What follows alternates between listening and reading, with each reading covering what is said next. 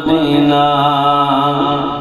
এত সুন্দর জায়গা কোথাও দেখি না, এত সুন্দর জায়গা কোথাও দেখি না, সাজিয়েছে দয়াল রব্বানা ভালোবাসার জায়গা মদিনা।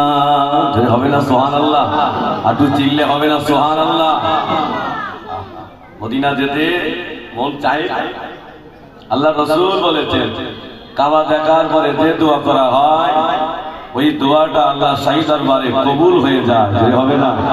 আল্লাহ রাসূল বলেছেন আমার রওজার পাশে এসে যারা সালাম দেয় আমি নবী তাদের সালাম নিজে কানে শুনতে পাই।